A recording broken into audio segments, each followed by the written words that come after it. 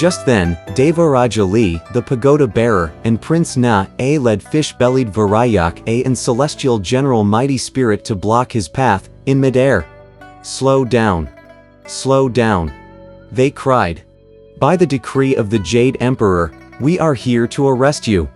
In desperation, the Bull King shook his body as before, and changed into a huge white bull, wielding his two iron-like horns, to try to gore the Devaraja, who met him with his scimitar. Meanwhile, Pilgrim Sung arrived at the scene. "Great sage!" shouted Prince Na-A. "We have our armor on, and we can't salute you properly. Yesterday we father and son saw Tathagata, who asked us to present a memorial to the Jade Emperor, and inform him that the journey of the Tang monk has been blocked at the Mountain of Flames, and that it was difficult for the great sage son to bring the Bull Demon King to submission. The Jade Emperor therefore issued a decree for my father king to lead the troops here to lend you assistance. But this fellow has considerable magic powers," said Pilgrim. "Now he has changed into such a body. What shall we do?" "Great sage, don't worry," said the prince with a laugh. "Watch me capture him." Shouting, "Change!" the prince immediately changed into a figure having 3 heads and 6 arms. He leapt onto the bull's back and brought his monster-cleaving sword down on the bull's neck. The bull was beheaded at once. Putting away his scimitar, the Devaraja was about to greet Pilgrim, when another head emerged from the torso of the bull, his mouth belching black air and his eyes beaming golden rays. Na-A lifted his sword once more and cut off the bull's head. As soon as it dropped to the ground, another head came out. It went on like this more than 10 times. At last, Na-A took out his fiery wheel and hung it on the bull's horn. The wheel at once started a great blaze of true immortal fire, which burned so fiercely that the bull began to growl and roar madly, shaking his head and wagging his tail. He would have liked to use transformation to escape, but the Devaraja pagoda bearer trained his imp reflecting mirror steadfastly on him so that he could not change out of his original form. As he had no way to flee, he could only cry, "Don't take my life. I'm willing to make submission to Buddhism. If you do pity your own life," said Na-A. "Bring out the fan quickly." The Bull King said, "The fan is being kept by my wife." On hearing this, Na-A took out his monster tying rope and draped it around the bull's neck. Then he threaded the rope through his nostrils so that the bull could be pulled with the hand. Pilgrim then collected together the 4 great diamond guardians, the 6 gods of darkness, and the 6 gods of light, the guardians of monasteries, the Devaraja pagoda bearer, the celestial general mighty spirit, 8 rules, the local spirit, and the ghost soldiers. Surging around the white bull, they all went back to the entrance of the palm leaf cave. "Madam," called the old bull, "please bring out the fan to save my life." When Rak-Asi heard the call, she took off her jewels and her colored clothing. Tying up her hair like a Taoist priestess, and putting on a plain colored robe like a Buddhist nun, she took up with both hands the 12-foot-long palm leaf fan to walk out of the door. When she caught sight of the diamond guardians, the Devaraja and his son, and the other sages, she hurriedly went to her knees to kowtow and say, "I beg the Bodhisattvas to spare our lives. We are willing to give this fan to brother-in-law Sin, so that he may achieve his merit." Pilgrim drew near and took up the fan. Then all of them mounted the auspicious clouds to return toward the east. We tell you now about Tripitaka and Sha Monk, who were alternately sitting and standing by the main road as they waited for Pilgrim. They were indeed full of anxiety because he did not return for such a long time. Then, all of a sudden, auspicious clouds filled the sky and hallowed lights flooded the earth as the various divine officers drifted near. Turning quite apprehensive, the elder said, "Wu Jing, who are those divine warriors approaching us?" Recognizing the figures he saw, Sha Monk replied, "Master, those are the 4 great diamond guardians, the golden-headed guardian, the 6 gods of darkness, and the 6 gods of light, the guardians of monasteries, and other deities of the air. The one leading the bull is 3rd Prince Na, And the one holding the mirror is Devaraja Lee, the pagoda bearer. Big brother is carrying the palm leaf fan, followed by second elder brother and the local spirit. All the rest happen to be celestial guards. On hearing this, Tripitaka put on his Vairocana hat and changed into his cassock before he led Wu Jing to bow to the sages, saying, "What virtue does this disciple possess that he should cause all you honored sages to descend to the mortal world? You should be congratulated, sage monk," said one of the 4 great diamond guardians. "For your perfect merit is nearly achieved.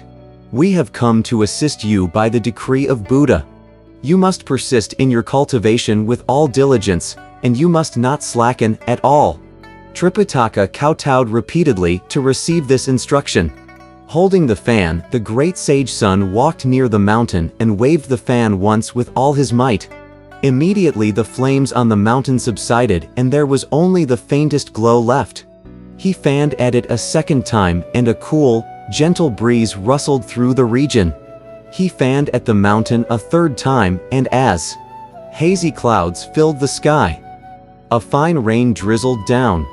We have a testimonial poem and it says, 800 miles long, this mountain of flames. The light of its fire has worldwide fame. Elixir can't ripen with 5 senses scorched. When 3 passes are burned, the Tao's impure. At times the palm leaf may bring dew and rain. By luck heaven's hosts lend their godly power. Lead the bull to Buddha, let it sin no more. Nature is calm when waters joined with fire. At this time Tripitaka was liberated from heat and delivered from distress. His mind was purified and his will made quiescent. The 4 pilgrims renewed their submission and thanked the diamond guardians, who returned to their treasure mountains. The 6 gods of darkness and the 6 gods of light then rose into the air to provide continual protection, while the other deities all scattered. The Devaraja and the prince led the bull to return to see Buddha. Only the local spirit remained to watch Rak Asi, who was still standing at attention on one side. "Rak Asi," said Pilgrim, "how is it that you are not on your way? Why are you still standing here?" Going to her knees, Rak Asi said, "I beg the great sage to be merciful and give me back my fan." "You bitch!" shouted 8 rules. "You don't know when to stop. Isn't it enough that we spare your life? You still want your fan? After we have taken it across the mountain, you think we won't trade it for a snack?